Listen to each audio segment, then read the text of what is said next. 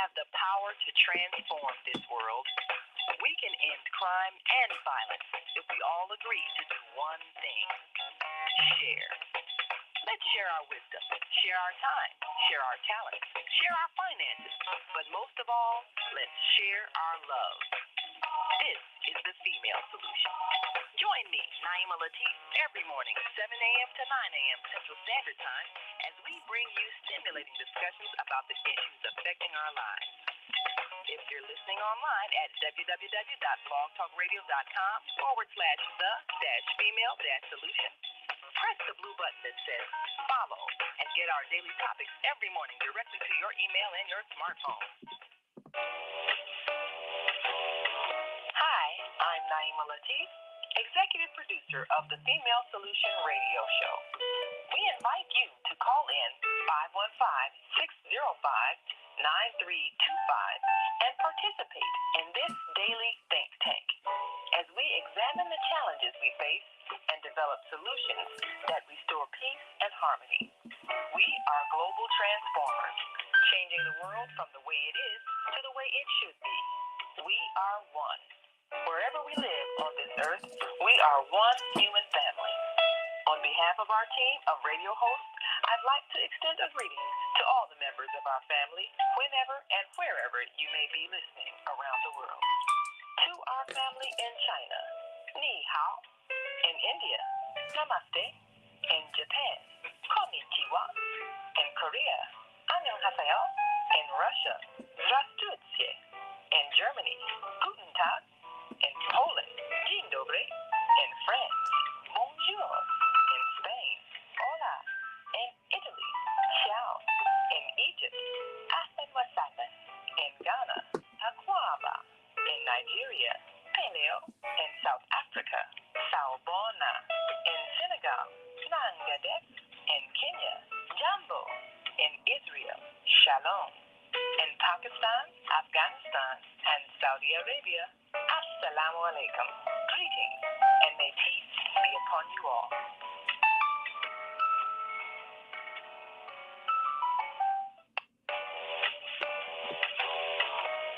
Hi, I'm Naima Latif.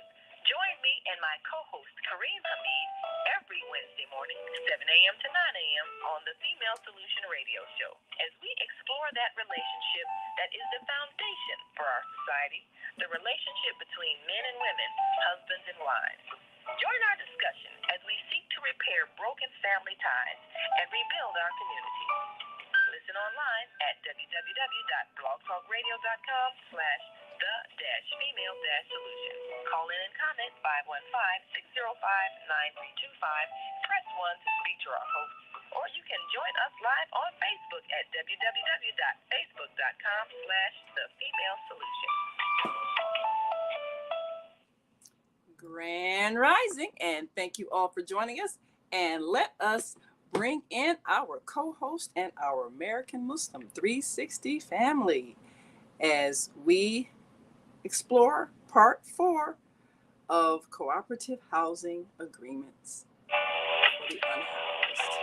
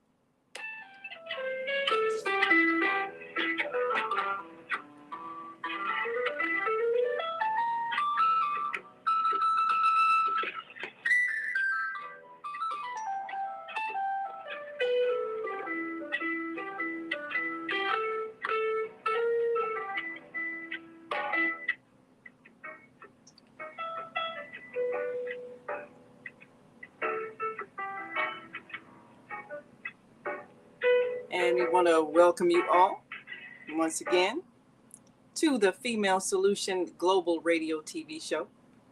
I'm Naima Latif, and I believe we are joined with our co-host, Kareem Hamid, and our American Muslim 360 family. And we certainly invite you all to call in 515-605-9325 and press 1 when you're ready to speak. And we'll be right back with part 4 of our series on cooperative housing agreements. Today, we're going to ask the question, are you willing to commit to sharing food and clothing with the unhoused? This is the Thanksgiving season and everybody's giving generously, and that's wonderful. But what happens afterward? We're looking at a year's commitment for those who have been chronically unhoused, not just the migrants who came from another country, but those who have been here. Well, instead of us getting angry at the government and threatening our politicians and marching and protesting, why don't we take personal responsibility? Love thy neighbor as thyself. We'll talk more about that as we come right back after this quick break, so stay with us.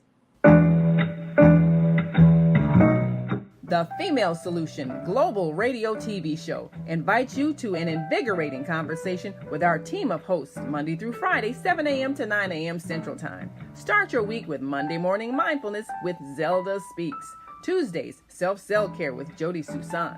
Wednesdays, Repairing Broken Families with Naima Latif and co-host Kareem Hamid. Thursdays, Soulful Solutions with Dr. Debbie Green. And Fridays, Health and Wellbeing with Beata. Saturdays, tune in 12 noon to 2 p.m. Central Time. First Saturday, Success Strategies with Jana. Second Saturday, Wendy Williams Esquire on relationships. Third Saturday, Move Around with Deborah. And fourth Saturday, Wisdom with Mama D. Join us Sundays, 7 p.m. to 9 p.m. Central Time for Soul Purpose Healing with Beata. Call in and comment 515-605-9325. Press 1 to speak to the host and be a part of the solution.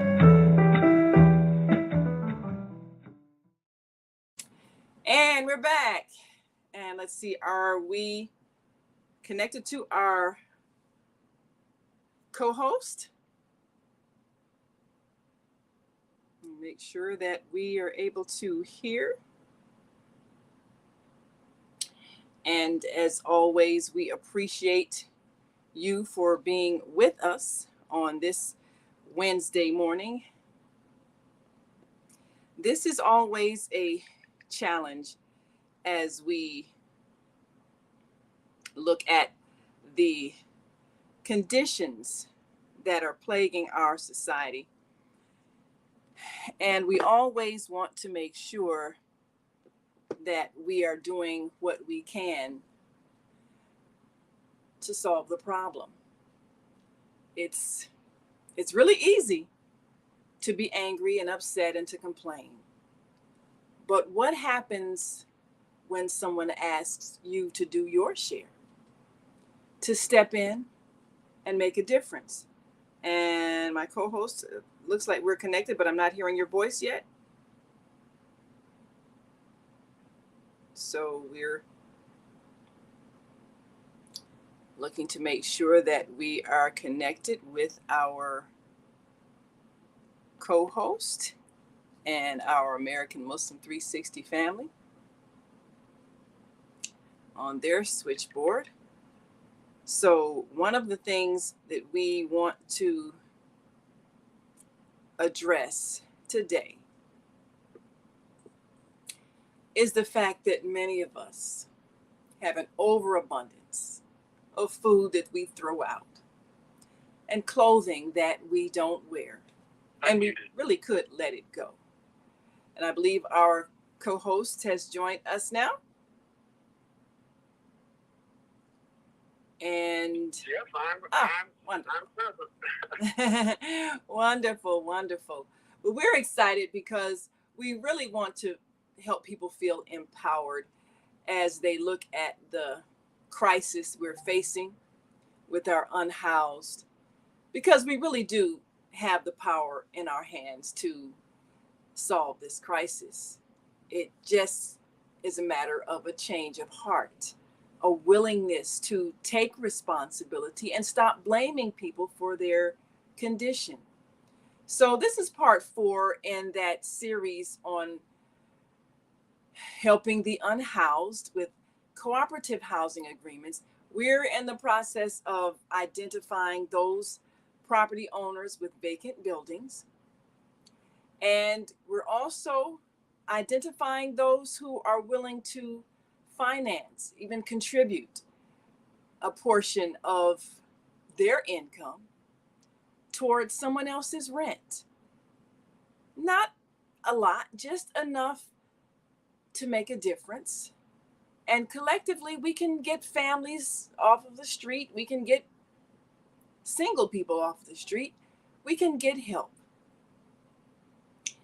And also, what's needed are some professional services. And we're identifying those who are willing to provide the kind of counseling, the kind of job preparation, even the kind of health screening that would really be helpful. So those who are contributing the money part, that's important. And we're setting up our website to be able to give you access to that cooperative housing agreement that would make you a part of this program that we have entitled Privately Economically Assisted Cooperative Establishments. The acronym, of course, spells out peace, because we believe we'll have peace once we get people off the street who are desperate and hungry and cold and wet in this weather. And we need to have a more collective attitude toward solving problems. The people who keep saying, well, the government ought to do that. Well, we are the government. We give tax dollars. Yes, we do. And those tax dollars pay the salaries of people. And they pay for services that we receive. But for whatever reason, elected officials have not been able to organize themselves to help people who need help. That's a state of the heart. Those who are not in a public office have just as much power to help. And so we are empowering ourselves to do that. So we're setting this link up on our website so that you can participate. But first, we want to get those who will make the commitment and discover what the mindset is. Most of us have closets full of junk that we don't use. That would be of life-saving help to someone who has nothing. Are we willing to contribute on a regular basis? We know that, sometimes organizations like the Salvation Army and Goodwill and others, they come by and collect things. And they have stores where they sell those things, and that's fine. I think they even used to have people who would repair clothing. I don't think they do that as much now. It's like you have to give things that are already in good condition because they don't have the staff that used to wash up things and repair torn clothing. They don't want you to give torn up things because they're not going to repair them anymore. They don't want you to give torn up furniture. They don't have the staff to do that kind of work anymore. So we don't want you to give raggedy things that you can't use, but things that are unused. Are you willing to contribute? Maybe that piece of furniture that you don't even have space for, but it's a good piece of furniture. Maybe that coat that you don't even like anymore, so you don't wear it, is just sitting in your closet. Maybe those shoes that you feel like are out of style, but they're still wearable. They're still good. Maybe you've got cans and cans of food in your cupboards and you probably never eat it because you eat out all the time. So you have food, but you just let it sit there. And someone could be eating that food. So we want you to think about committing to giving something every month to a family that perhaps you are helping to sponsor in this private, economically assisted cooperative establishment agreement? Are you willing to make a commitment? We're developing the form where you can sign. And next month, we're launching this program. And for those who are ready to actually make that commitment, we're moving ahead. And for those who are still making excuses, well, just watch us. See what it looks like to put in motion that real commitment to one's neighbor. Love thy neighbor as thyself. We're going to show you what that looks like on the Female Solution. Our Monday morning mindfulness host, Zelda Speaks, has for the last several years been working consistently with the Homeless Project, giving heaters to people who are out in the cold in the winter and just living in tents. And of course, with your donations, we've been able to help people survive in the winter who are living outdoors. And there are those who have given money among us on the Female Solution, and others who have given money, given food. Some of our loyal listeners have donated food on a regular basis. Well, we want to expand that because more people can help. So we want to hear from you. Give us a call, 515-605-9891 or 515-605-9325, and press 1 so that we can get your comments. The basic form that we've created is that you make a commitment to contribute monthly. Last month, we talked about those who give money because the money will pay for all the other services, for the rent, as well as professional service and healthcare services that are needed. So the financial commitment is important, but the things you give could also be of great help because that's less that has to be bought, and there are more things that could be shared. So are you willing to share? We want to talk about that and talk about some of your concerns. One of the biggest concerns is, how do you deal with people that are emotionally unstable? There are a lot of them, and that's a lot of the reasons why people lose their housing is because they're emotionally unstable. Some people don't have job skills. How do you help them? So let's first talk about the emotionally unstable, because that's one of the biggest concerns. And we want you to call in and give us your thoughts on that. We know that people need to go through a screening process. And we're talking about people who probably would not pass any of the requirements that existing programs have, such as, good credit, no prison record. We know that the people who are unhoused probably don't have a lot of those things that would get them into housing. You don't have a job. So when you have nothing, and so therefore people give you nothing, then how do you end the cycle of homelessness? Well, what about if you're emotionally unstable? So, Brother Kareem, what are your thoughts on those who are emotionally unstable, but still needing help, deserving to have a roof over their head? How do we go about helping them? Should there be mental health providers who are willing to provide regular services if the financiers of this project are willing to assist in providing financing for them?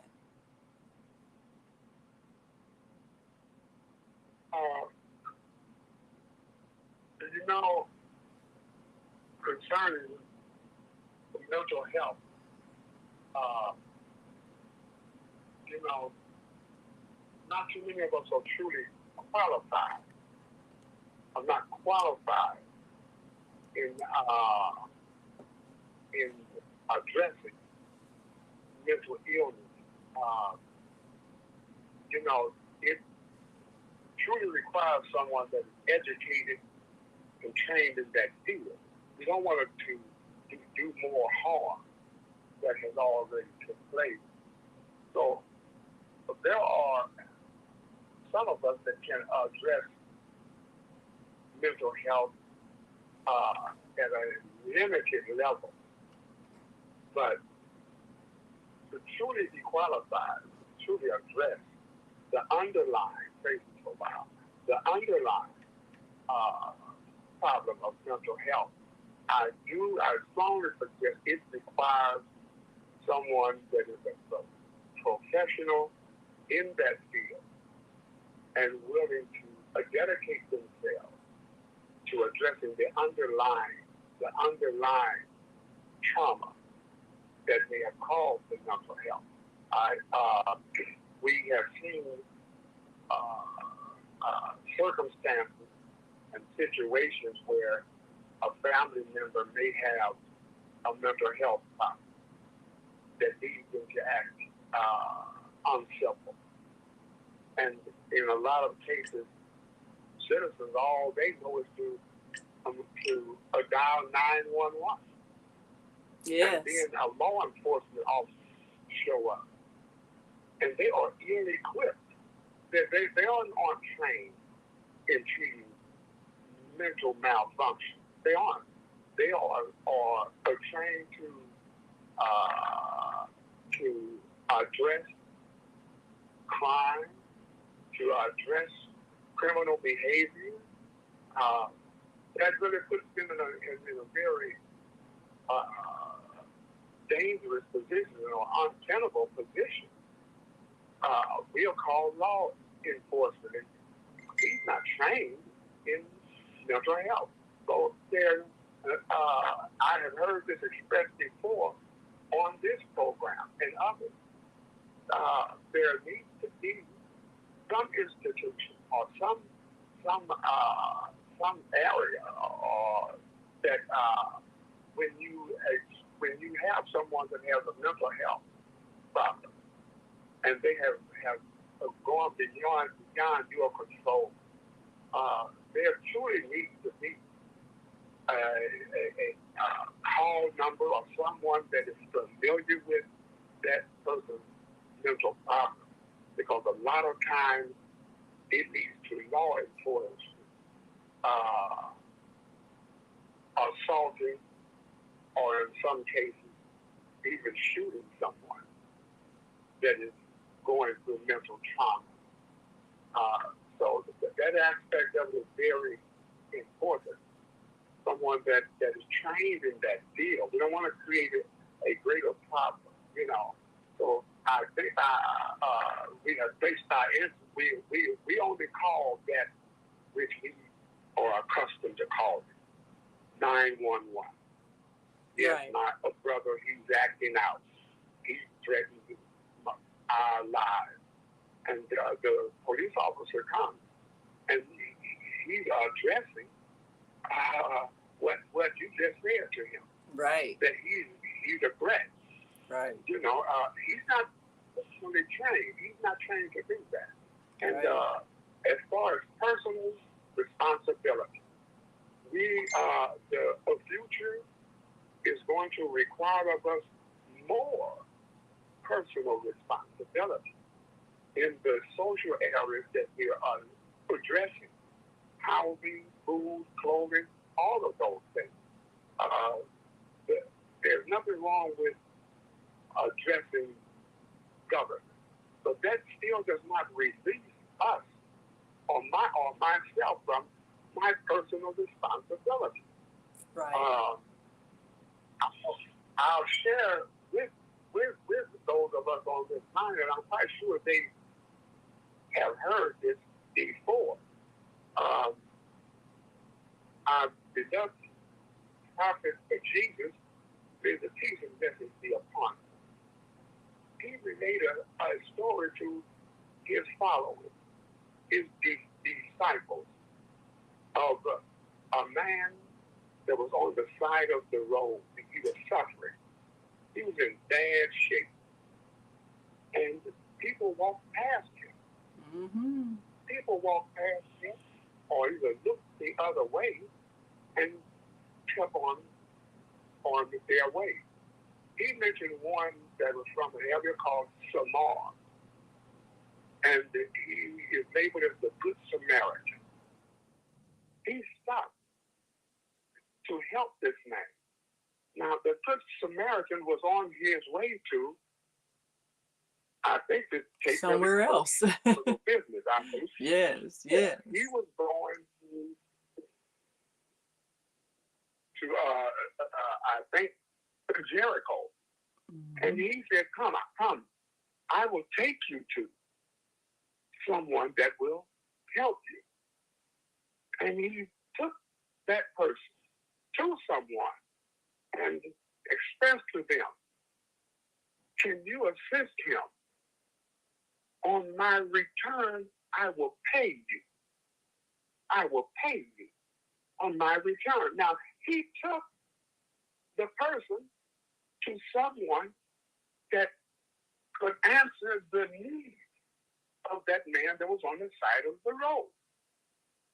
He took personal responsibility. So this our social problem.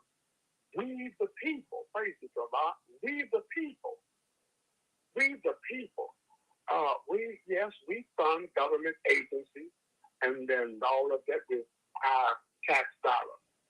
But that still does not release me from the responsibility as a human being to answer the need of one that is suffering.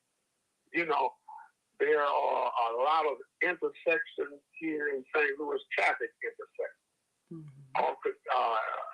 There are people that set up start off the off ramp of expressways, or they'll stand on a certain corner and they'll hold a sign up. Yes.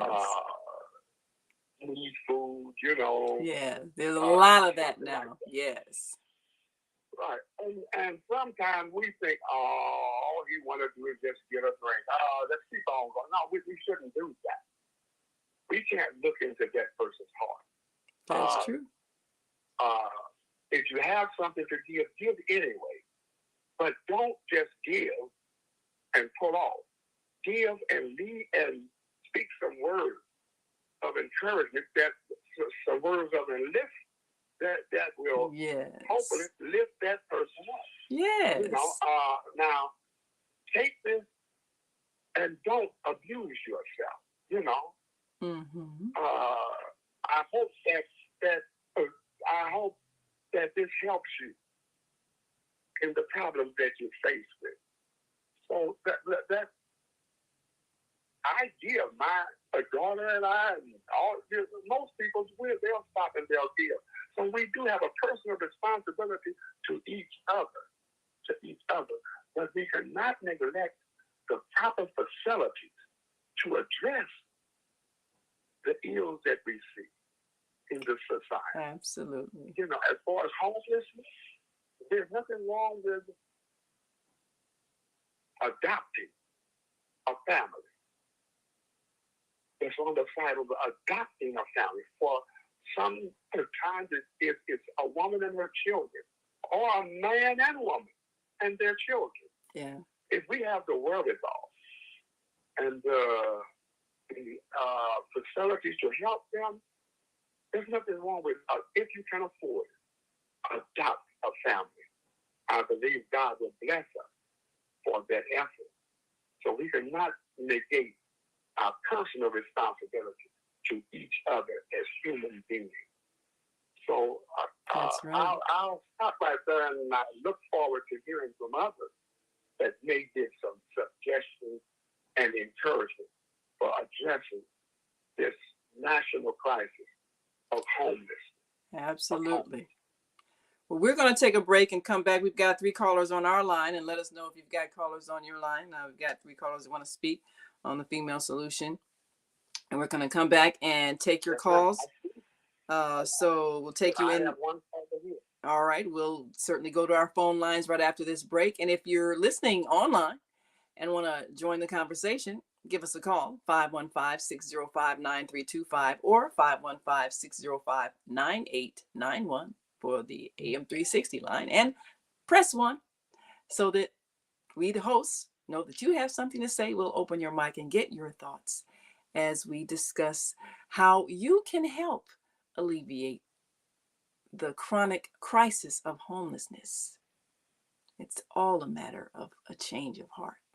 We'll be right back after this quick break, so stick and stay, don't stray away. We'll be back in just one moment, so stay with us.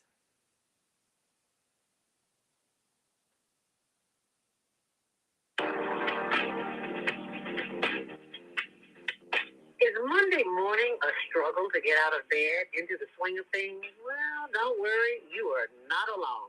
Join us for thought-provoking, stimulating, and mindful conversations on higher learning with Delta Speaks for your Monday morning mindfulness session on Blog Talk Radio, The Female Solution, Mondays, 7:30 until 9 a.m. Be sure and send your ideas, thoughts, comments, and suggestions. Also, if you'd like to be a guest on the show, visit DeltaSpeaks.com and send us your info. We'd love to have you. Experience mindfulness moments with the mindfulness/stress relief coach, Delta Speaks. And thanks for sharing the mindfulness moment tip of the day. Stay on purpose, stay empowered, and stay tuned to your next session of mindfulness on higher learning with Delta Speaks. Make it a mindful day. And thanks for listening.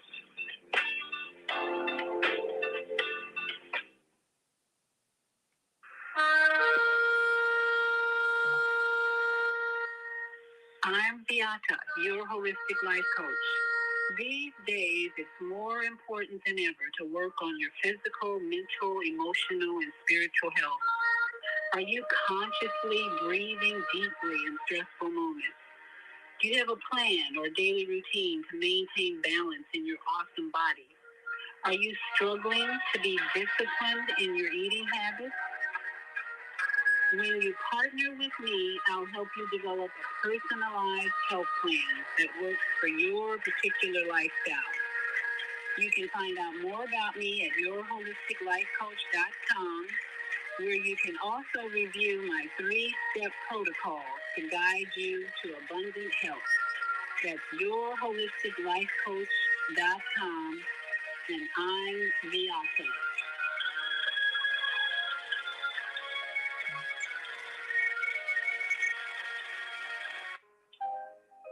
We have an opportunity to transform the whole global society in the next 50 years. 50 years from now, the earth will be populated by a new generation of adults, many of whom are yet unborn. Our mission is to nurture them in childhood with love, guidance, and protection, and to raise them in healthy, happy families. If we impart values of compassion, generosity, and respect for fellow human beings in the next generation of children, they will create a world where people can live together in peace. This is our goal. Be a part of the transformation. Get your copy of the book, The Female Solution. Go to www.naimalatif.com. That's www.naimalatif.com.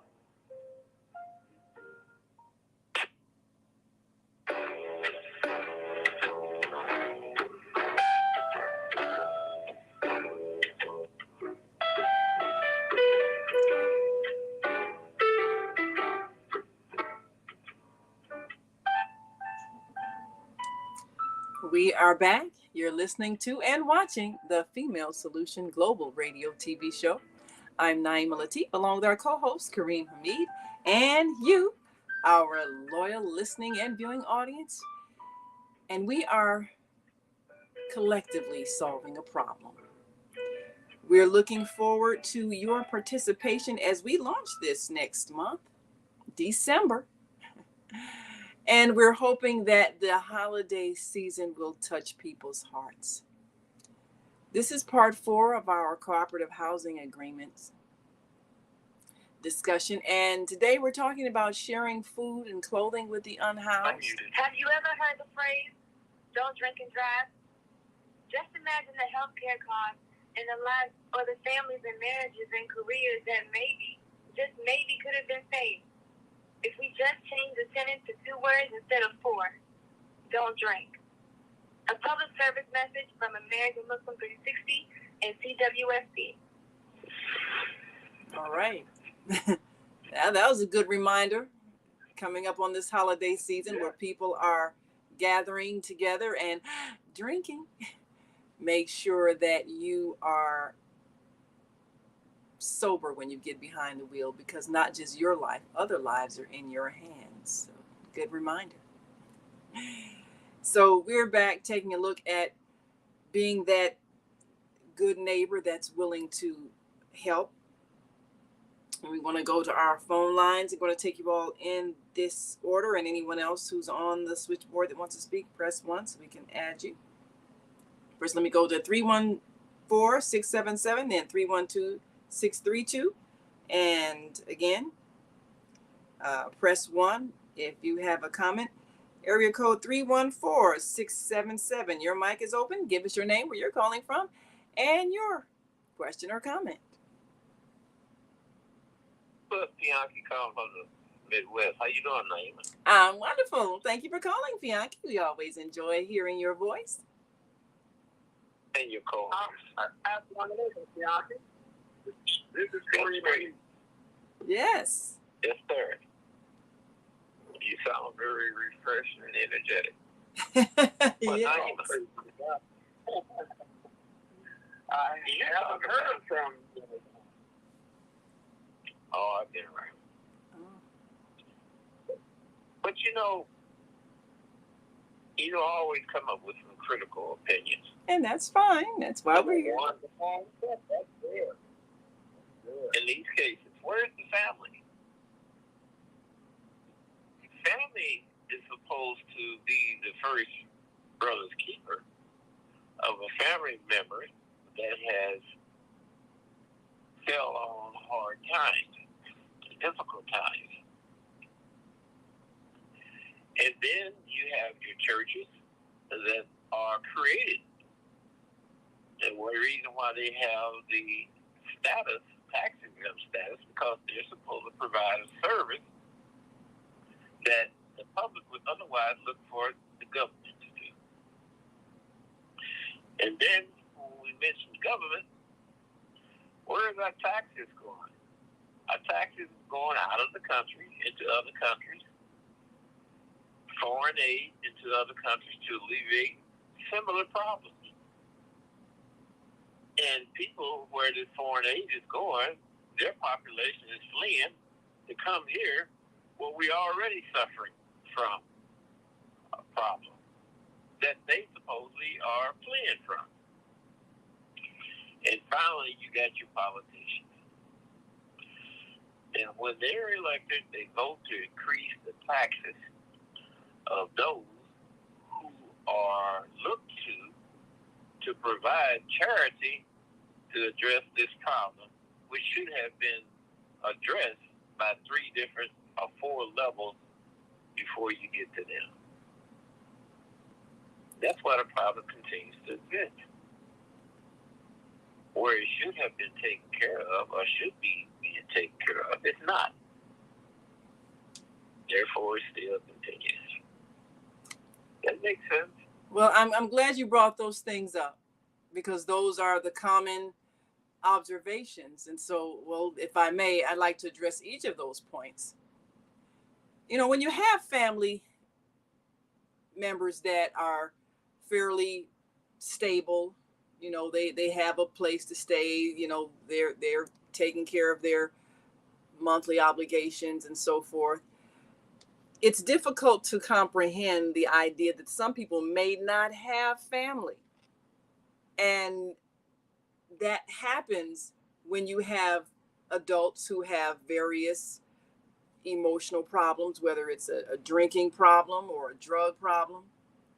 And what happens if you have parents who are not responsible adults?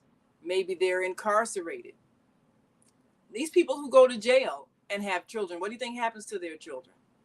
These people who are chronic alcoholics and can't get themselves together and they have children, what do you think happens to their children? There are a lot of homeless teenagers that pretty much had to raise themselves because their parents were dysfunctional. They did not have the support of the community. They did not have other relatives that stepped in. You have some people who maybe maybe their parents who had no siblings, they have a problem, they went to jail, they are on drugs, whatever their case is, and they don't have family that they're connected to that could have stepped in and helped their child. So that child grew up basically in a home that wasn't a home, and they had to fend for themselves. And even if they were in foster care, where you age out of foster care, there are a lot of people who grew up in foster care. You're 18, well, you're on your own. And who's supposed to help you if you don't have family who will help you? Instead of everybody saying, yeah,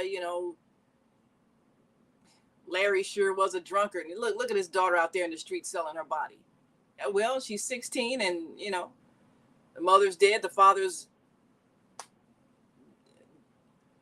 drunken and not helping, and she doesn't know how to pay rent. So what is she doing? And then people talk about you and they see you struggling and they see you making bad choices. Oh, look at little Peter. He's out there robbing stores at 16. Well, parents are where? Dead, gone. So he goes to foster care, but 18, hey, get out. You're an adult now. And he still can't function. So he's homeless. And there's no family to help because the family talked about his parents but didn't help. Or maybe there are no siblings that exist. Maybe there's no aunt, uncle, anybody who will step in because they're distant. And we all have people like that in our families. They don't keep in contact with the family. So it's difficult to imagine someone having no family if you've always had family, but there are a whole lot of people who have no family and no support. Second thing you mentioned was the churches.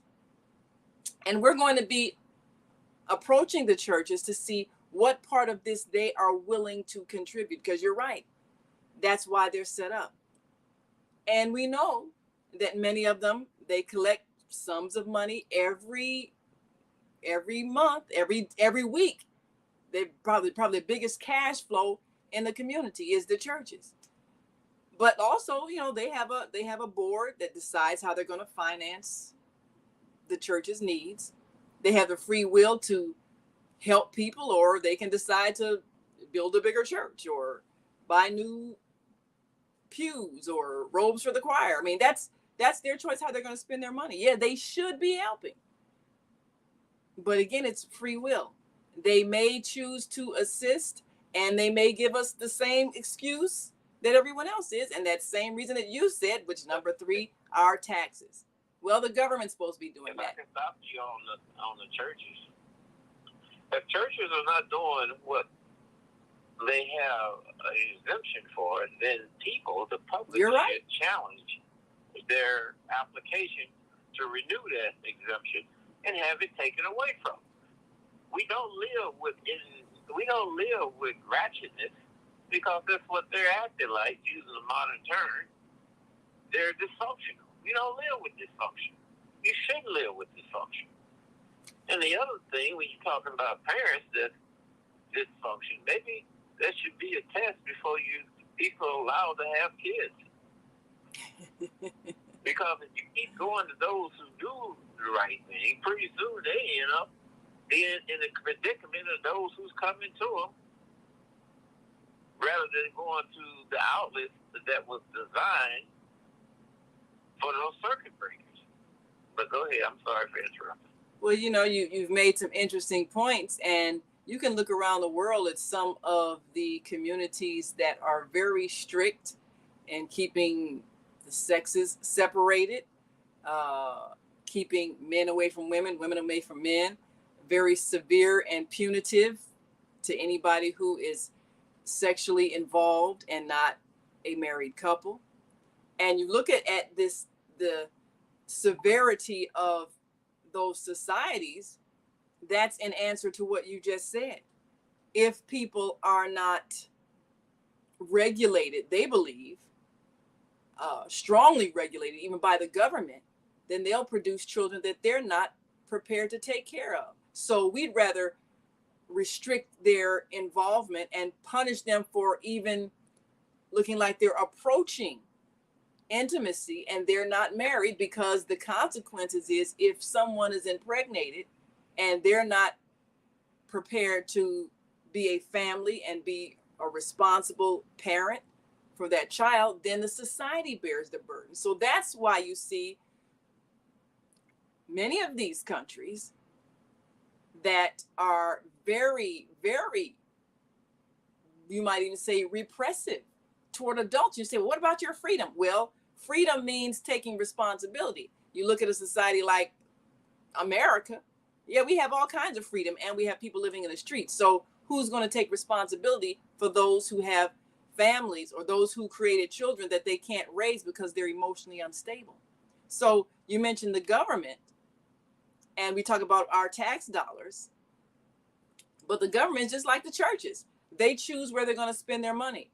And if you have people who decide that it's more important to spend for weaponry and defense because of fear of some foreign, some other country's leader or whatever the case may be, and they choose to spend the majority of our money for that, that's a choice that the people that we have elected have made based on how they think. Well, let me jump in here on that. It gets back to the dysfunctionality of the people. Yes, it when does. You elect somebody for a purpose, and you want to make sure that they do and carry out that purpose. That if they don't, you get rid of them. So you got dysfunctionality in the family. You got dysfunctionality in the church. You got dysfunctionality in the people who's elected folks that want to raise taxes constantly, and those tax burdens fall on those who have done the right thing, those who have created functionality, those who have went to school and got educated. Yeah, that's another thing. You should not be able to get a loan for an education that don't have no promise in the future and don't pay enough in jobs to pay off the loan. I totally agree. Too, if you are dysfunctional and it has been proven, then maybe they need to use sterilization techniques in order to stop bringing in these burdens on society. Well, they are. They're just not telling you. There are many, many women who go into hospitals and give birth and end up getting either talked into basically what ends up being sterilization, having your tubes tied. Either it happens with or without their knowledge and consent. And so there is a lot of mass sterilization going on among women of low income, because the thought is, this is someone who doesn't deserve to have children. She is not responsible. So that is happening, and it's happening behind our backs, right in front of our face. And a lot of people are not speaking out about it because it's happening to those who don't have the financial resources to protest. I know many, many people who have been sterilized after giving birth because they have been on welfare, and there's no one to hear their voices, but it is happening. And it's a horrible thing to happen, because we should not be deciding who deserves to have children, but people also should be responsible. How do you teach responsibility? And we've had that show, I think our first men discussion on here, Kareem, you talked about how are men socialized? Get as much sex as you can. No one thinks that this leads to the homeless problem. When you get someone pregnant and you're not ready to be a father, they're not ready to be a mother, you can't function, they can't raise a child, the child can't become a responsible adult. There's a chain reaction, and it starts with the way we think. So that's what has to change. But Bianca, you mentioned people who are not doing their jobs. and they don't care and we put them in office, all of that is true. So do we stay stuck getting mad at the churches, or do we get mad at people who have children they can't raise? Do we get mad at the churches who won't help? Do we get mad at the government who doesn't spend our money the way we want to spend it? Or do we take action and do the thing that should be done? So we're choosing option 4. Do the thing that should be done. Because these other people, for whatever reason, they don't have the mindset, they don't have the heart to do it. So whoever has the will should do it. You in Chicago, the blacks, are up in arms because of illegals coming into their city. Am I right? That is what is one of the main issues in this crisis. Yes. Okay. You know, one program you had a person who was a long-term congressperson in the black district there in Chicago. Blacks vote for him like clockwork. You remember the day he was on and I asked the question to Mr. Davis. Mm-hmm. I said, what's your opinion about people crossing the southern border? Do you remember his answer? I think I remember Congressman Davis saying that people should be able to get asylum here. I think I remember something like that. You might remember more details. He said there's room for everybody. He did say that. Mr. Davis, if you think there's room for everybody, your constituency apparently do not. So what does that say about your opinion and your observation of the problem and your lack of taking responsibility in the job that you were dedicated to do according to what your constituency wants? Oh, no. If you do what you want to do, and the heck with everybody else, as long as you continue to get voted in. So now you're suffering. You're suffering from continuing to put them type of lackadaisical, irresponsible, and dysfunctional people in the office. And then you want to go to others and get them to come out of their pocket, which is already heavily burdened by those same type of people that keep raising the taxes on them, and you want us to give. I say, the heck with that. You create the problem, now you got to deal with it. Well, Pianki, I thank you for voicing the sentiments of many people, which are the reason why we're in this mess. Everybody's saying somebody, what's that saying? There was a job to do and anybody could have done it. And everybody thought somebody could have done it, but nobody did it. So the story about anybody, everybody, somebody, and nobody. And those 4 people, that's who we are. We keep being the nobody that's doing anything. And so as long as we stay stuck being nobody, we'll have this crisis. So somebody has got to be willing to be somebody. And that means taking responsibility for solving the problem. I understand what Congressman Davis was saying when he said there's room for everybody. And there really is if we work together. But as long as we're pointing fingers and refusing to share, then we're going to be stuck here. So we're talking about people who have food that they throw out and waste, clothes that stay packed up in storage or in a closet that they don't wear. We're talking about people who have enough space to give. We're talking about people who own apartment buildings where the whole building is vacant. We're talking about people who have what is needed but won't share it. And they say, well, they need to be able to pay money. They don't have money. So can somebody who has extra money give? Oprah can't save everybody. Tyler Perry can't save everybody. McDonald's can't hire everybody. So can the regular average person contribute a share to solve the problem? Yes, you can. The question is, will you? Or will you make excuses and point fingers? That's the question. Well, we thank you, Pianki. We got to take some more callers. Let's go to the AM 360 phone line and take a caller on your line, and then we'll take a break and take some more of our callers. Thank you so much. We appreciate you. Okay, area code 706-289. Please state your name and where you're calling from, please. I Assalamu alaikum, it's Brother Muhammad from the Ummah of Prophet Muhammad by the way of Columbus, Georgia. And again, it's very clear. Everything that we're talking about comes from the mindset of the world before Al-Islam. We're trying to plan and solve problems of the world that we have asked Allah to free us from. And Allah has answered us by saying, come out and establish your own share of the dunya to be a model for everyone how to do everything. It's sadaqah. Control your Muhammad, can you identify the Islamic terminology that you are presenting? There are people on this line that's not familiar with that language, if you would. Yes, sir. Yes, sir. Excuse me. Give you another example.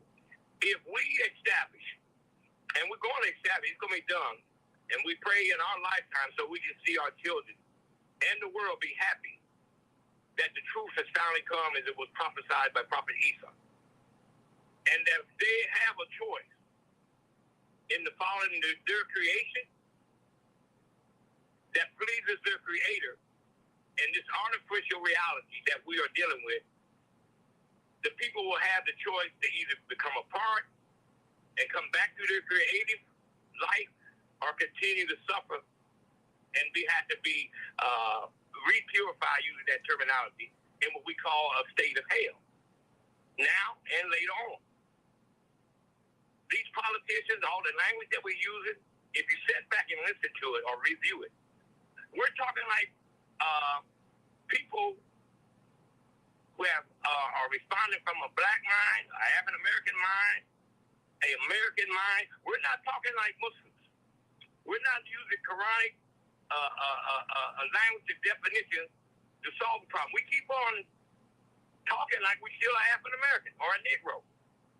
All the people who we turn to for help.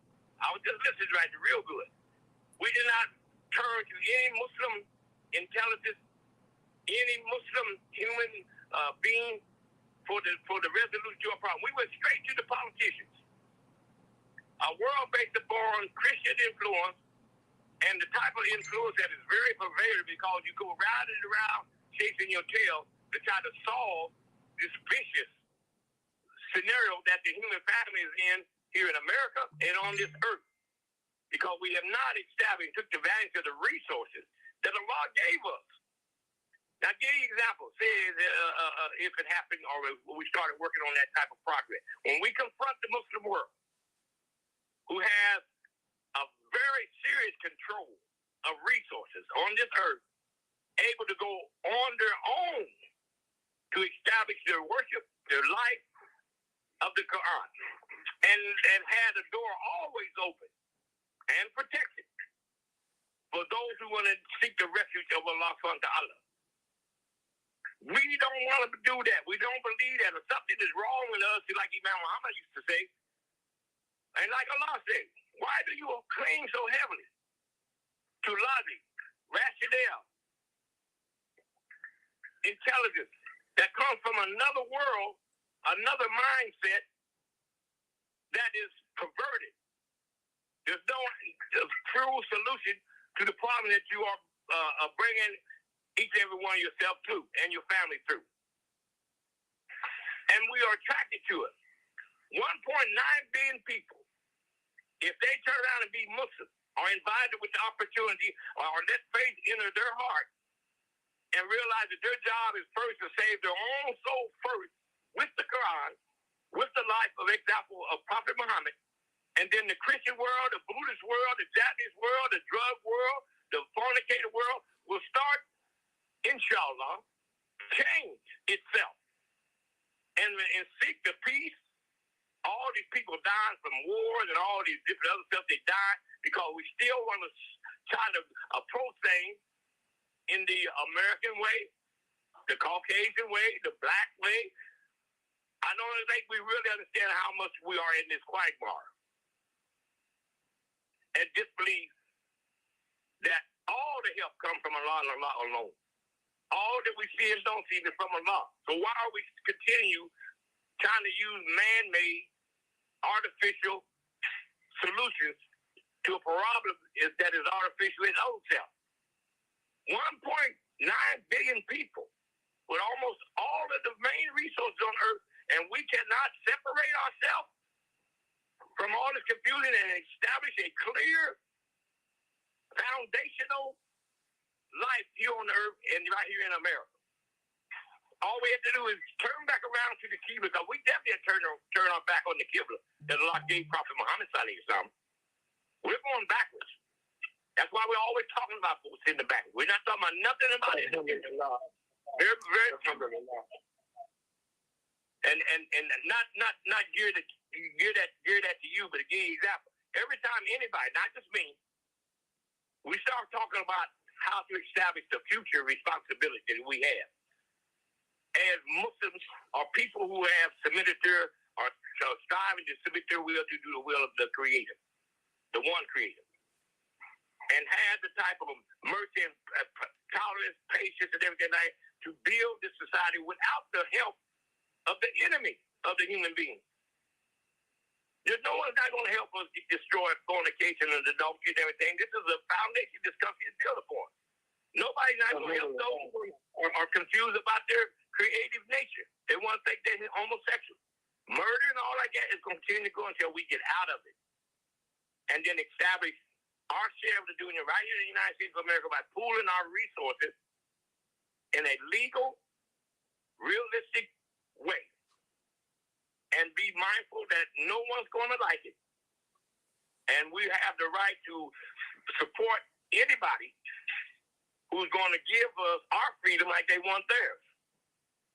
Don't get mad at us because our freedom is to please God, eat good food, stay in wudu, be satisfied with what Allah has prescribed for us. That's what the problem is. We keep turning backwards. So I just want to say that it's very important that we really listen to each other,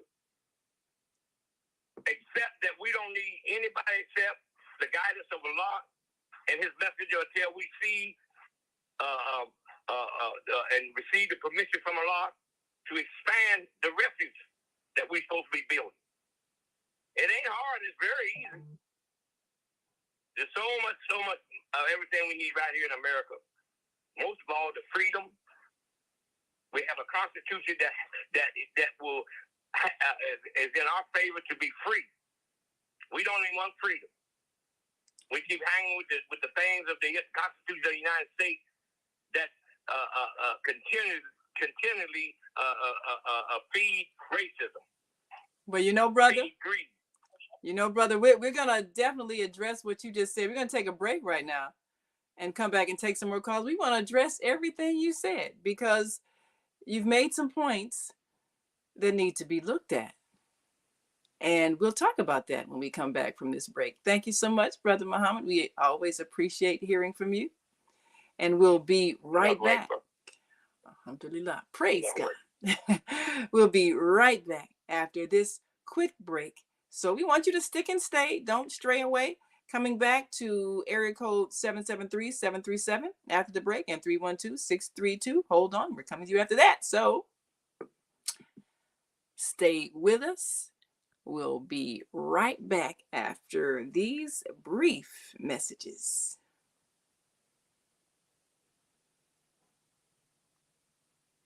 Tune in to Sofa Solutions with Dr. Debbie Green on Thursdays at 7 a.m. Central Standard Time and 8 a.m.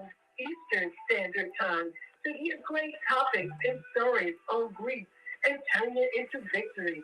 Join Dr. Debbie Green to listen to stories of triumph and learn how to overcome. You are not alone in your life, and there is hope in the darkest hour. This is your time to learn strategies and solutions to improve your life. It's your time. So join Dr. Debbie Green with Sofa Solutions and call in on Thursday at 7 a.m. Central Standard Time and 8 a.m. Eastern Standard Time at 515-605-9325 with comments and questions. Look and hear from you real soon. Mama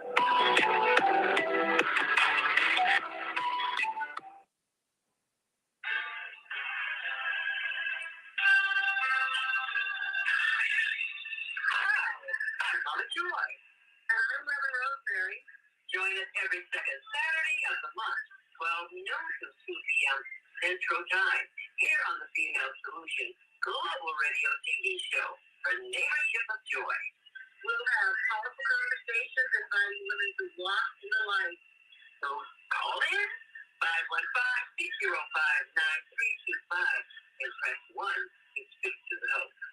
You can also join us live on the Female Solution Facebook page and YouTube channel. So see you on the second Saturday on the Neighborship of Joy.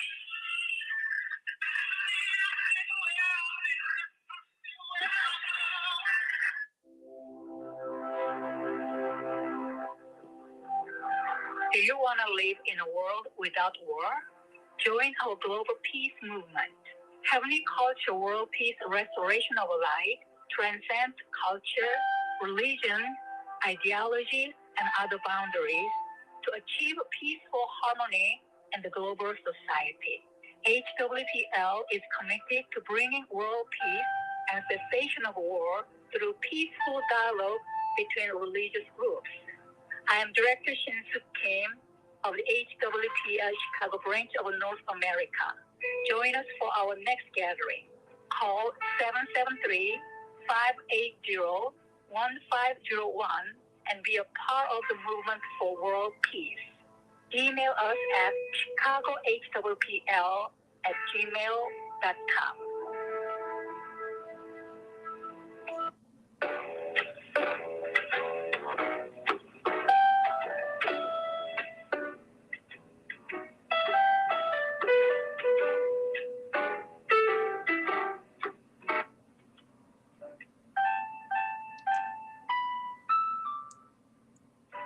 We are back. You're listening to and watching the Female Solution Global Radio TV show. I'm Naima Latif, along with our co-host Kareem Hamid and our American Muslim 360 family. Once again, addressing the crisis of the unhoused, the homeless crisis. And we have introduced a program to empower the average citizen to participate in a solution. So we're talking about it in order for us to get to the root cause of the problem and the root causes as to why we have been unable to create a solution. And it all is a matter of what's in our hearts, because there really is enough room on this earth for everybody. We say it all the time. All we have to do is share. So we're going to go back to our phone lines, and then we're going to address some of the things that our last caller, Brother Muhammad, talked about. Because every spiritual community has been given a teaching that you're supposed to help those in need. Everyone has been given a command and advisement from the Creator, all that is, to help one another. We've all been given that teaching, whatever your faith is. The question is, are you following it? Or are you making excuses, pointing fingers, and saying it's somebody else's responsibility? So we're going to approach every house of worship that we know has been given the guidelines to helping and see if they are willing to participate. And we're going to hear those who are really following their teachings or those who are not. Every act is an act of self-definition. How are you defining yourself? Are you defining yourself as one who truly does practice what you're preaching? Or are you not? Well, let's go to our phone lines. And open the mic for 773-737. Grand Rising. Introduce yourself to our listening and viewing audience and give us your question or comment. Hallelujah. Greetings. This is Mama D from Chicago. Hey. Hallelujah. Yes, Mama D from Transformers. Yes, way in Shalom, Grand Rising. The nation that enslaved us is being judged. And it's time for the spiritual secession. We've got to spiritually secede from the whole satanic system of subordination. It is written in that Black History Bible book whose hero is a woolly-haired man with bronze-colored feet to match his bronze-colored face. Love thy neighbor and thyself. Do not love thy neighbor instead of thyself. We got it twisted. And especially when it comes from a government that created this situation, this so-called crisis, and they're putting the guilt trip on the ones who have the least to solve it. We need $160 million from the state of Illinois, $150 million from the city of Chicago, $90 million from the Cook County Board. And this doesn't even come close to the millions that they've already spent. Now we have homeless. Oh, well, let's change the language to unhoused, and then it becomes a different situation. We have homeless that we won't even sit next to on the buses that we ride on and the train, and many of these homeless people are veterans. We're not saying open up your house and let your relatives come in and save them from being evicted from the viaduct and evicted from the airport, but you can let the unhoused, because you changed the language, you can let them rush in. Most of these homeless are veterans who fought for this country and for the freedom for us to have. But instead of that, we are talking about the unhoused. The government allows these people through these sanctuary status to come into this country. They created this so-called crisis. And as I said, but they want to drop the guilt trip on the citizens to solve it. And all of a sudden, we're the bad guys. Well, as a crime against humanity descendants and Jim Crow genocide survivor with untreated hard minds and subjugated race, poverty damage, who have never been made whole with reparations, this is not our fight. As I said, charities begin at home, and we're not doing anything for the people at home. And as we count the thousands of Trojan horses, these sanctuary settlers that coming from another country, we know absolutely nothing about them. But we're saying, open up your churches and open up your homes and let them come in. They haven't been checked for COVID. They haven't been vetted for criminal background checks.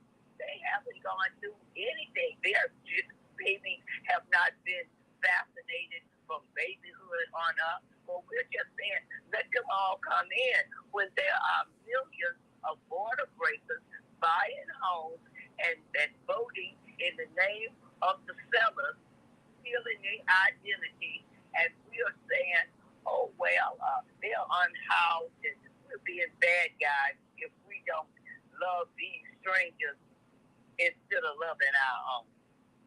Now, why can't we do that?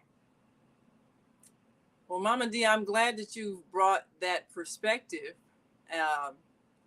We're considering, we have the form that people who are going to commit to this program will sign, and it states, what they are committing to, if it's financial contribution, if so, how much, and or if they're committing a clothing contribution, if they're committing a food contribution, if they're committing professional services, be it counseling, therapy, whatever the case may be, and if they're willing to donate those services, or they're requiring payment. They'll have the option. Now, we also are considering to put on the form an option as to where you want your money to go. Would you want it to go to a veteran? Would you want your money to go to a woman with children? Would you want it to go to a single man? Would you want your money to go to a migrant family? So we're thinking of giving people those options because, as you've pointed out, some people feel like, why are we helping those who just got here from somewhere else and not helping our own who've been here suffering?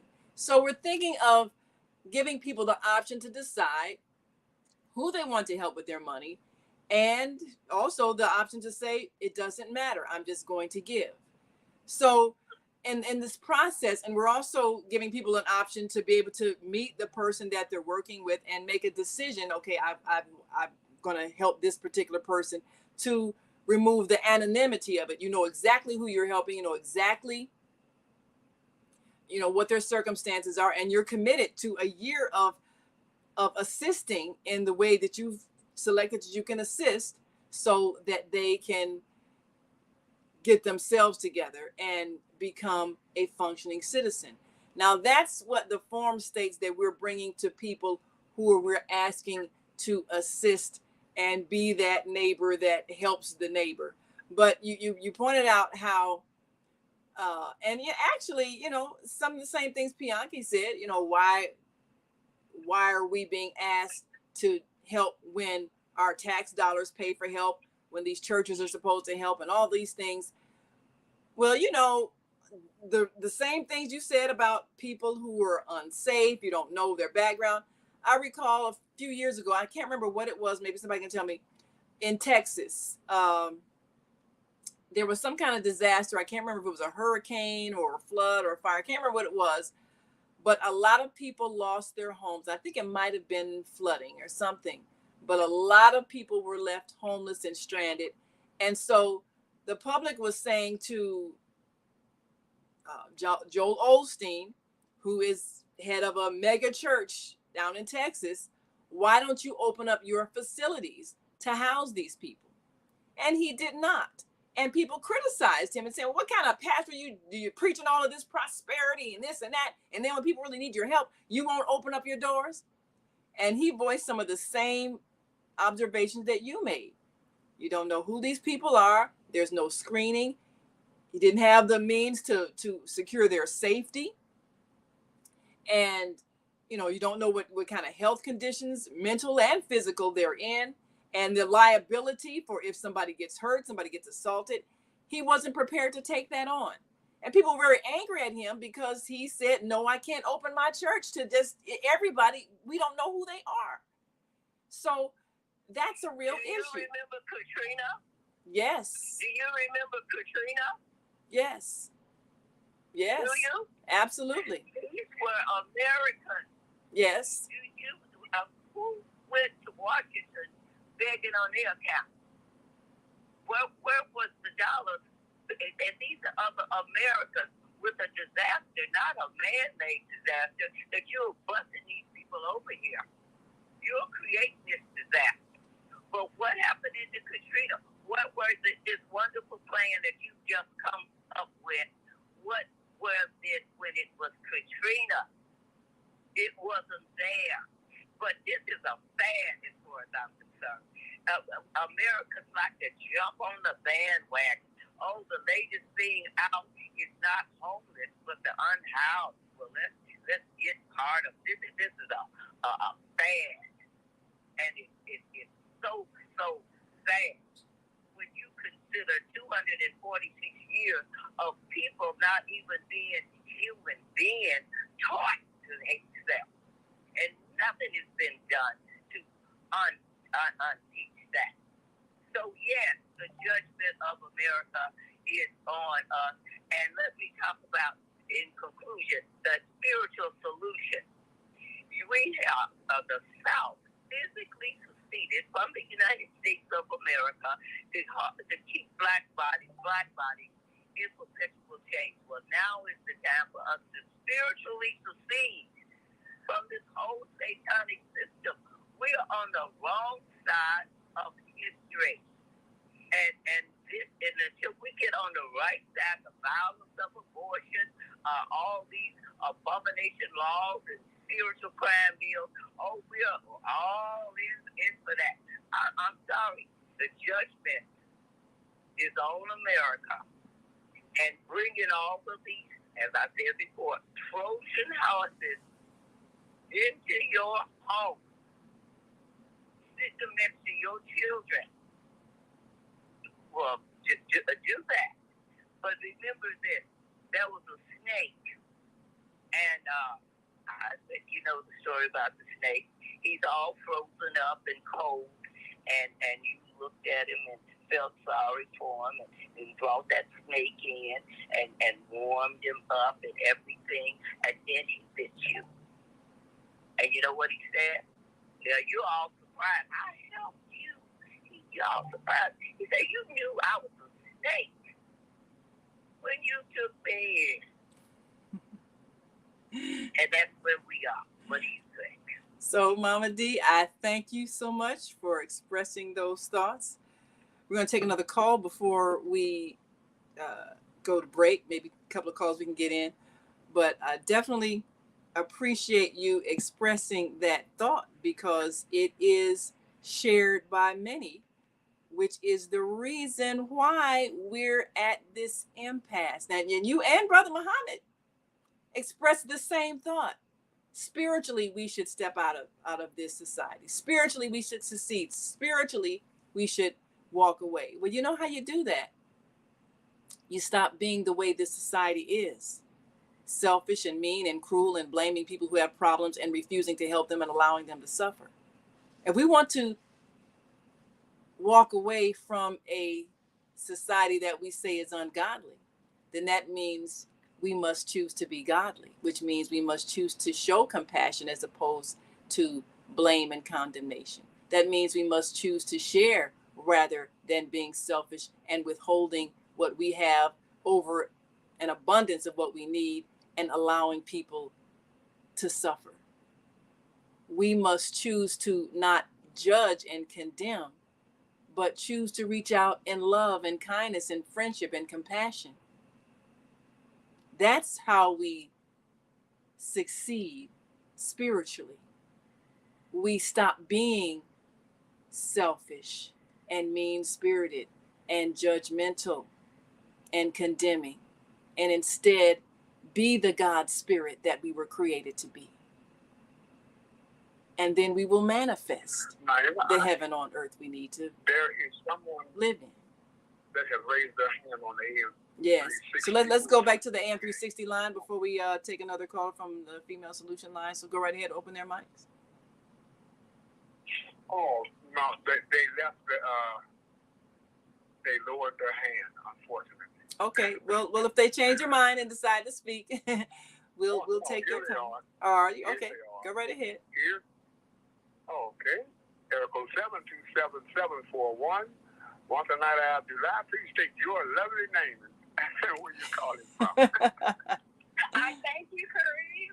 To everyone. Martha Nyla calling from St. Petersburg. Well, calling from Florida, the whole state of Florida. All right. And greetings of peace to everyone this morning, this lovely morning. Thank you, Naima and Kareem and all our listeners. Not to repeat what has been said, my very first inclination being the way I was raised, and I only can come from that view, is, help those in need. Help those in need, help those who ask. But now we're speaking on, I believe, a larger platform, larger process, I should say, whereby, we're seeing many persons at once. This is the way I'm getting everything, when we think about houseless or homeless or those who are facing challenges. But we always have, in our home, if we think about our individual homes, we do these days have locks on our doors.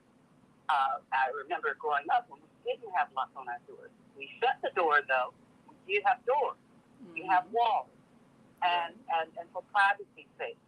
And there was an unspoken reason why we have doors and walls and yards and certain premises that some people put up fences and other things properly considered property. The overarching matter doesn't go unnoticed is how do you protect those immediate family members?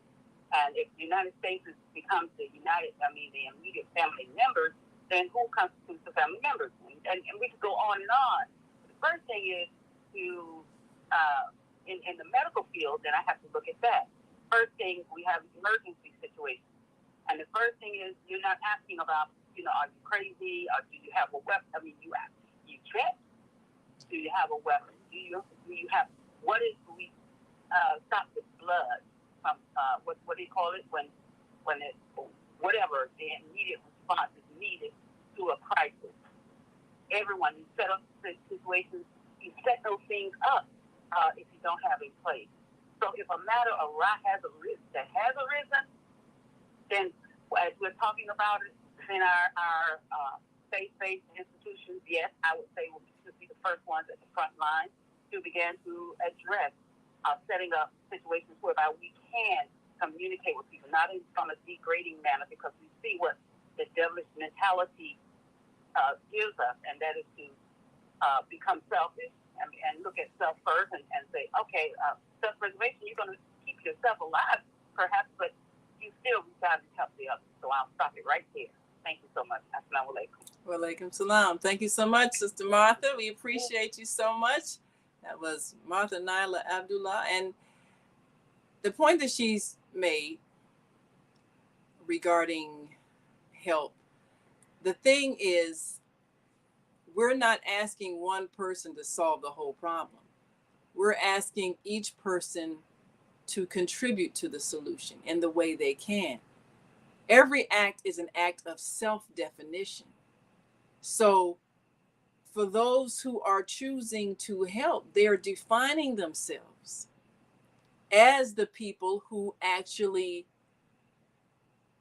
obey what we've been asked by our Creator to do, and that is to help one another. We're either doing it or we're not doing it. We can make excuses as to why we're not doing it, but the bottom line is we're choosing not to do it. And if we chose to do it, we would see a change in the society that we created. No one made this mess but us, however it was made. And we have the power to clean it up. So there will be those who choose to help, and there will be those who may choose not to. And each person is defining who they are by how they respond in this situation. And for those who are expressing fear, they'll get an opportunity to see what happens when others choose not to act in fear, but to act in love. And I'll take another call. I think we got to take another break and then we'll take another call. But, real quick, a lot of people have mentioned the churches. We expect a lot from our houses of worship. We expect them to be marriage counselors. We expect them to be sanctuaries for the needy. We expect them to be charitable operations. And a lot of times they're not really equipped. A pastor of a church, he gets a degree of divinity or whatever. It means he's memorized, certain biblical verses and whatever. He might even get some teaching on how to operate a church as far as, the business part of it, maybe. But that doesn't say anything about his skills and being able to reach out to someone who needs help on an emotional level. I don't think the training of any of our religious leaders prepares them for helping people on that level. That's either something you have as a quality as a person or you don't. You can be a great preacher, but that doesn't mean you have a sympathetic heart or a charitable spirit or a desire to take all the money that you receive and put aside a portion of it for those who are in distress.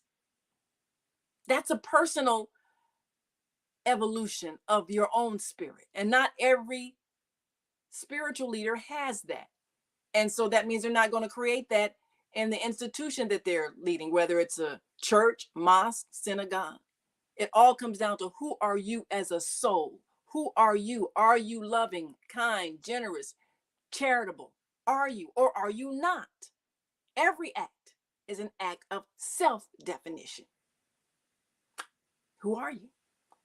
We got to take a break. We're going to come back, take some more calls. And we got a couple of comments.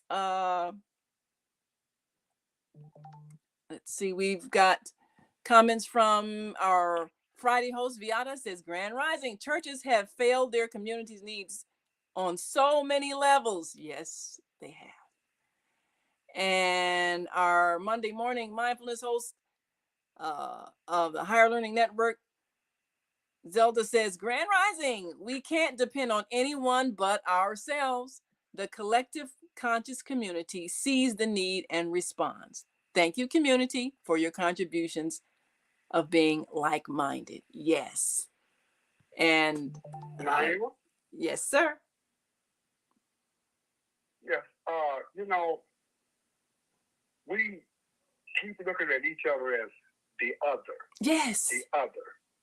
Yes. I shared at the beginning of this broadcast, I shared what the prophet Jesus, praise be to Almighty God upon him, what he shared with his followers.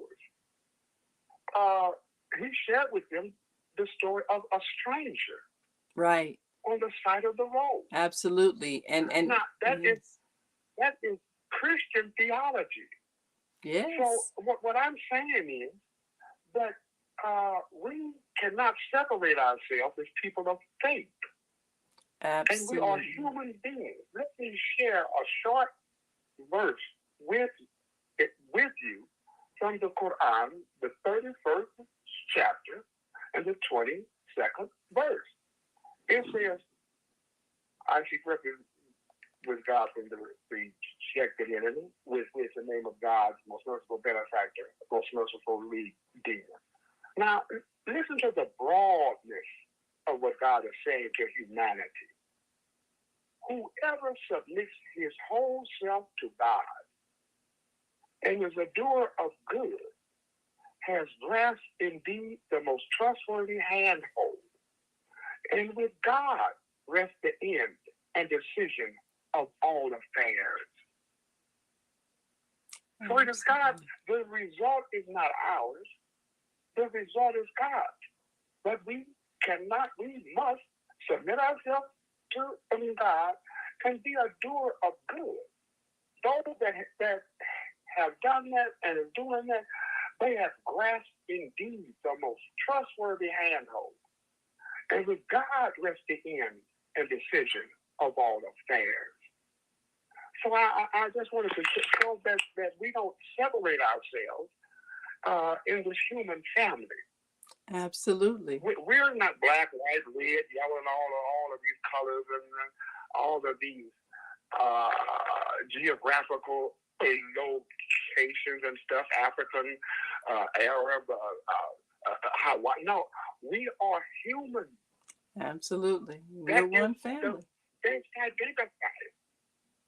And God says to us, go as in a race, compete with each other toward all that is good. Mm-hmm.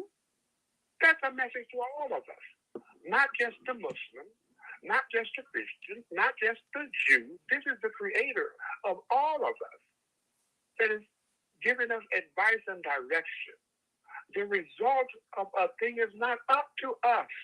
Absolutely. I won't do it because such and such and such, so you might end it. The result isn't up to us. I'll stop right there, my sister. Thank you. Well, I thank you so much, my brother. I certainly do. You know, when Jesus, the one we know as Jesus, was asked the question, who is your neighbor? When, you know, of course, the command was love your neighbor as yourself. Well, and he was asked, well, who is your neighbor? And that's when he told that story about the Good Samaritan. And as you just pointed out, everybody's your neighbor. There is no other. We're one family. So that was, and of course, that story has come down through time as one of the ones that we remember whenever someone does an act of kindness to someone that's not necessarily part of their group. We call them a good Samaritan. This man was not, he didn't live in the area Right. that Jesus was living in. Right. He was a follower of Jesus the Christ. May God grant him the highest station in the paradise. He was from another region. Right. But he responded to the original nature that God placed within him. Absolutely. And yes. he helped one that was in need of help. That comes So from, let us not yes. separate ourselves as human beings. Comes from the heart. We're going to take our... one faith. Absolutely. There is only one faith. That is belief in God and belief in the last day. That identifies the one faith. Well, we shall see what people believe based on how they respond when asked to help. We're going to take one last break, and we'll come back, take some more of your calls. Area code 872-200. Hold on. We're coming to you next, and let me know if we've got anybody else on the AM 360 line. And we will be right back after this quick break. So we want you to stick and stay. Don't stray away. We'll be right back after this brief message, so stay with us. Hi, this is John Alexander. And I'm Naima Latif. Meet people like you who are making a positive difference in the world. Watch us every day on The Media Connection at www.youtube.com/The Media Connection TV. YouTube it. We'll see you soon. There are people who choose to make a positive difference in the world. Our job is to bring you their stories to motivate you to do the same. Join us each week, host John Alexander and Naima Latif, as we bring you the educators, entertainers, elected officials, religious leaders, and community activists whose works are transforming this world. Find out how you can make a difference too. Be inspired. Watch The Media Connection. Mondays at 5 p.m. and Tuesdays at 12 noon on Cable TV, Channel 19 in Chicago. And other cities, check your local cable listing.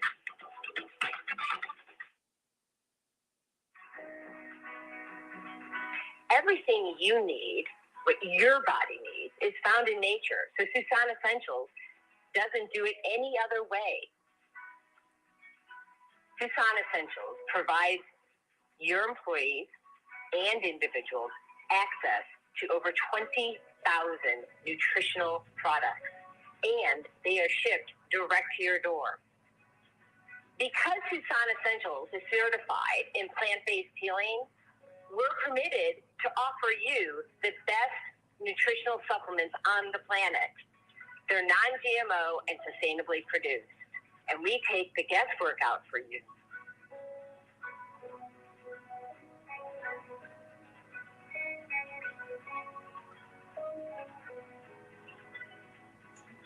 Let Susan Essentials help you take control of your health today.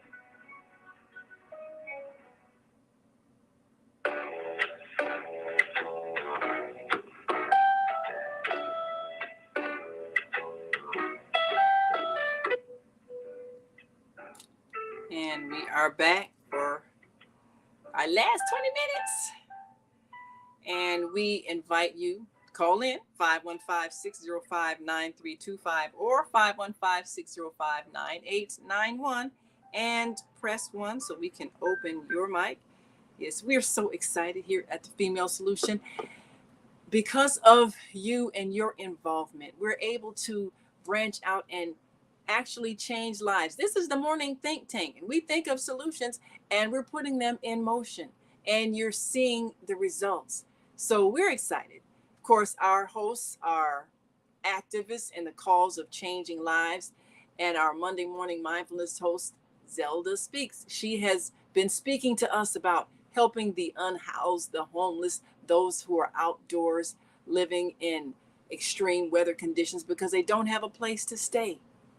And we're excited to be able to expand the Higher Learning Network's homeless project by actually putting people into safe, comfortable living spaces and providing some support for their needs as they rebuild their lives. We're being the good neighbors. We're choosing to do that. And we're developing the page on the website where you can get involved either with supplying finances or items that are needed. And we'll even give you an opportunity to select the kind of family that you'd like to help, or if you just want to give anonymously. And you know what we want to do? I believe Brother Kareem mentioned that the verse about vie with one another in good works. Well, you know what? We want to, for those who want to know, we want to have a list of those religious communities, those spiritual organizations, those faith-based organizations, to list which ones are involved. And we're going to see who's really ready to put their money where their mouth is. Because I think it's important for us to challenge each other. If you're quoting the scriptures and the words of God and all of that, well, are you putting it in practice? So we want you to see who's really willing to back up what they say. No more excuses. Either we are our neighbor's keeper, our brother's keeper, or we're not. Each individual can make a decision. Every act is an act of self-definition. Who are you? We'll find out. Well, we're back with our co-host, Kareem Hamid, and our American Muslim 360 family. And we are going to take a call. Area code 312. No, let's see. Who do we have next? We had, we had 872-200 and then 312. We're coming to you next. 872-200, Grand Rising. Thank you for joining us. Give us your name, where you're calling from, and your question or comment. Good morning. It's Koofy James. Yes, sir. Chicago right now. Well, thank you for joining us today. The grandson of Bishop E.B. Stewart of California, which where I'm from. He was the head over the Church of God in Christ. So I represent him. That's my creator. That's who made my father, who created me. I was born free as a child. And I said I would never, ever let anybody steal my peace. And I still have that same youthful peace right now in my life. When people came into this country in the 1600s, they saw a whole bunch of black royalty, kings and queens. We did the same thing that we're trying to do now, make them comfortable. And they murdered us. They murdered us badly, took the land. And then start educating us and saying, we brought y'all from another country. I don't believe in lies. I understand I can help people who are in need, but I'm trying to help my younger brothers. We're being wiped out from the Democratic Party, who are trying to bring in millions of people, voters, so they can vote on the next election. We see what's going on. So, Koofy, let me ask you this. So, Koofy, I don't mind if y'all trying to help people, but I help my own. Go ahead. okay, so let me ask you this. When we present you with a document that states that you will help, will you then select a particular type of people? Like we'll give you the option. If you say, I want to help veterans, I want to help women with children, I want to help single men who are struggling with substance abuse. I want to help people of a specific ethnicity. Why does it got to be single men with substance abuse? Why could have been single men who just need help? That's a good point. That's a good point. The black men right now, we run the world. So who would be your preference to who you would help on a regular basis? We run the world, and we will continue around the world. What I'm saying is, I don't get involved with what people who are trying to reclassify who I am, okay, who labeling me. Okay, so who would you be willing to help with your whatever contribution, whether it's food, clothing, money, Well, our problem is black folks, we spend 90% of our money with everybody else. If we flip that, we wouldn't need these situations. Okay. We'll spend all our money. But all of our money with everyone else. Now I will answer that question. Yeah, because we're waiting for your answer, Kofi. Who do I want to help? Yes. I want to help black men. Okay. I want to help black men. Okay. Because black men are under attack. Well, I thank you. Under attack. Well, Kofi, I'm going to take that as your commitment to helping black men, and we will make that happen. And we thank you so much. And I'm not falling. I'm not swiping on my race. I'm not falling for this invitation. You see black women and black men who are merging and having babies, swiping their blackness off the planet. That's the whole key. That's what's going on right now. We're being swiped out. Our DNA is being swiped out of existence. Well, Kofi, I'm grateful that you are passionate about this, and I'm sure that we can turn that passion into a magnificent opportunity to help solve the problem by giving the support to black men that they need. My only resolution is for black folks to start spending half of your money with your people. And that's what's going to turn things around.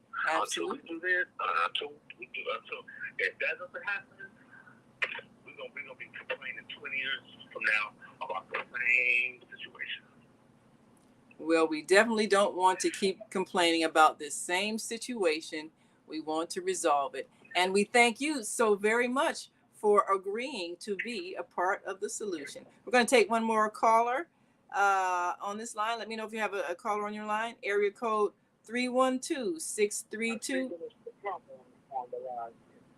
Okay. Do you want to take Minister Plump first, and then we'll go back to our phone line?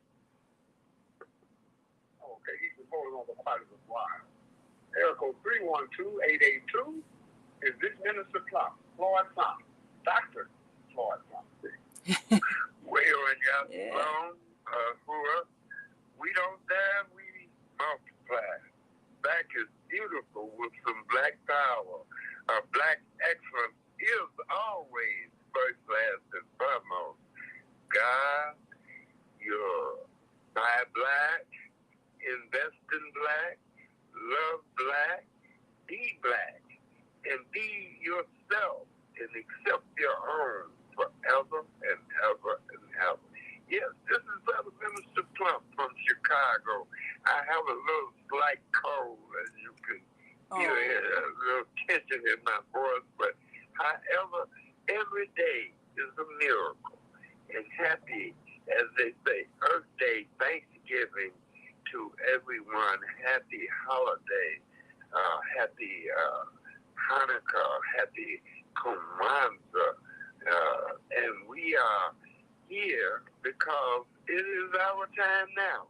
And I am elated that Brother Kofi, and I want him to be sure and get in touch with me. Brother Kofi, you know you live, living color, and you are my brother, even though you from a different mother. We are way on y'all. That means we are one in God. And I am happy, I am healthy, I am wealthy, and I am wise. Yes. That we are doing what Neil Washington said. We must plump the whole community. So we are plumping it up in peace, love, unity, marketing people. So Minister Plump. And thank God for you, Minister Plump. So I'm going to ask you the same question I asked Kofi, because you've been out here motivating and promoting and all these things. who would you like to help when it comes to contributing to this process, whether it's food, clothing, toiletries, household supplies, or a monthly contribution of finances? Do you have a particular preference of a group you'd like to help, or you'll just give and it doesn't matter? What are your thoughts on that? Well, thank you very much for asking. Yes, I would help the consciousness of the mind that we keep. It's the content of the character, as Dr. King used to say. And I would help to promote the culture-tainment, not just entertainment, but culture-tainment would lead all roads back to our music ways of life that kept us in a PMA way, a positive mental attitude. So Minister Plump, you've mentioned before that you have, jobs and opportunities for people. So would you then be willing to offer those jobs to people who need a means of generating income?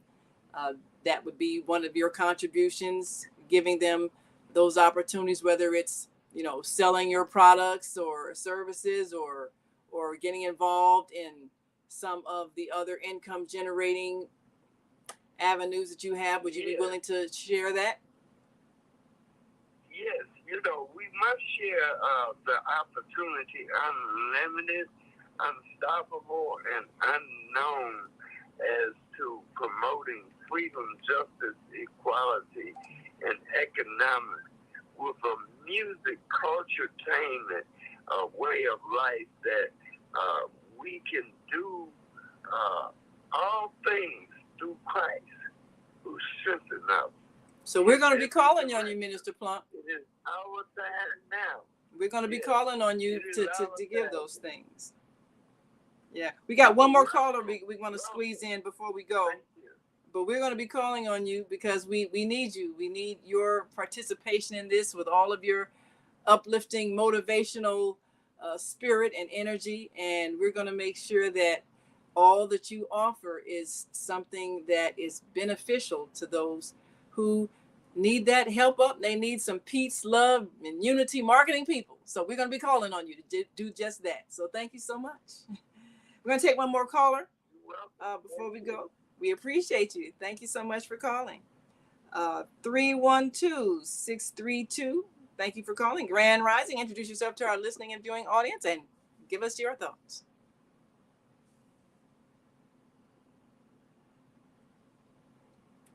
(312-632). Your mic is open. Check your mute on your phone. Yeah, I think they may have stepped away from their phone. And oh wait a minute, these two. Oh, let me try this one.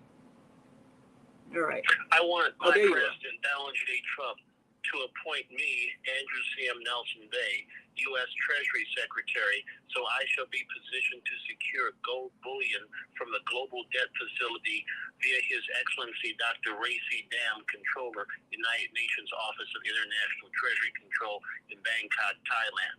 I'm a Baha'i and a Nichiren Buddhist. That's wonderful. Author of congressional legislation which I call the National Reparations Proclamation, primarily for Asiatic, Indigenous, American descendants of chattel slavery and Native genocide. I have a long-term plan and goals to resolve the homelessness crisis and then some in this country, pursuant to point number 4, what the Muslims want. And I need to be interviewed by UNAIMA so that I can articulate point by point for the record everything that must needs be done to bring about the world order of Baha'u'llah, which is the title of the book that I hold in my official photograph, captioned Andrew Nelson, America's Black Hitler. And when the person tells you who they are, you really should believe them. Well, Brother Andrew, you have been one of those who have actually stepped forward and put your money where your mouth is. You've been a regular contributor to the Higher Learning Network's Homeless Project with your contribution regularly of those delicious bean pies and other things. And of course, we appreciate all that you offer. And I'm sure that you have many ideas that could be helpful, especially because this problem has been analyzed by many leaders. And you mentioned some of the things that are contained in some of the Nation of Islam's writings. So we're told that we have to create a different system. And we thank you for participating in a very meaningful way in helping those in need. Now, one thing, and I do thank you for calling also and being a loyal listener. Now, one thing, of course, every name has a vibration based on what you do and what you're known for. So whatever names you associate yourself with, you're taking on that vibration. So think about that and think about what you have established as your vibration and what you have done. Andrew Nelson Bay. Right now, your vibration is one of a giving person who has been helpful, who has offered some intelligent suggestions, and who has been actively involved in the various movements happening across, not just in Chicago, but across the nation. So that's the vibration that you have right now.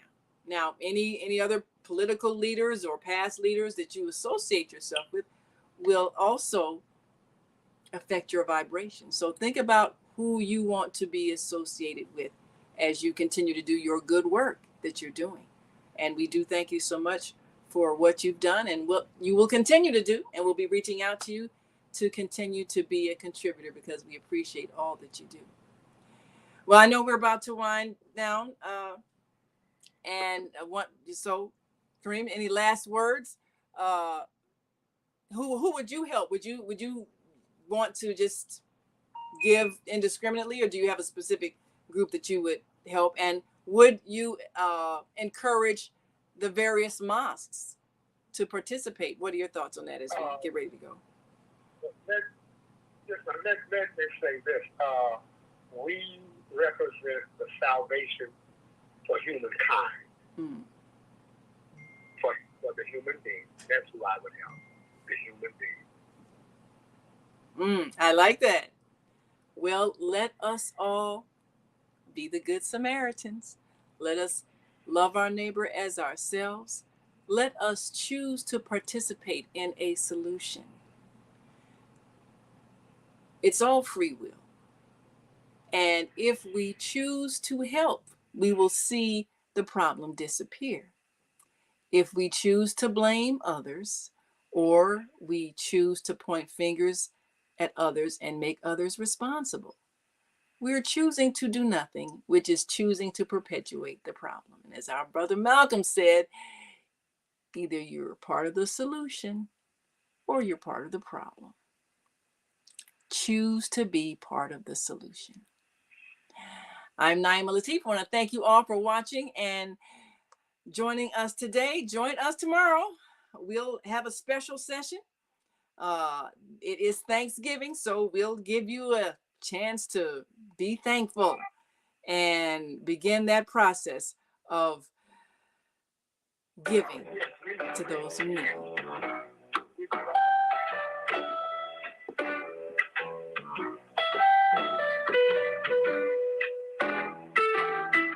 We've come to the end of our show today, but you can hear every show in the archive at www.blogtalkradio.com/the-female-solution. You can also hear today's show on the Female Solution Facebook page. Go to www.facebook.com/the-female-solution. Leave your comments about today's show. You can always reach me on my website at www.naimalatif.com.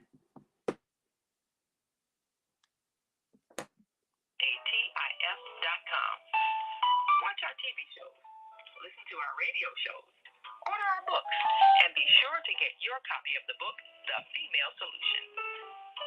On behalf of our team of radio hosts, I'd like to thank all of you who participated in today's discussion. And to our global family listening from all around the world, we say thank you. To our family in China, sheshe. India, zanyaba. Japan, arigato. Korea, kamsahamnida. Russia, spasibo. Germany, danke. Poland, dziękuję. France, merci. Spain, gracias. Italy, grazie. Egypt, shukran. Ghana, medasi. Nigeria, eshe. South Africa, ngiyabonga. Senegal, geret. Kenya, asante. Israel, toda. Pakistan, shukriyan. Afghanistan, tashakkur. Saudi Arabia, shukran. Assalamu alaikum wa rahmatullahi wa barakatuh. Thank you. And may upon you and the mercy of God and God's blessings.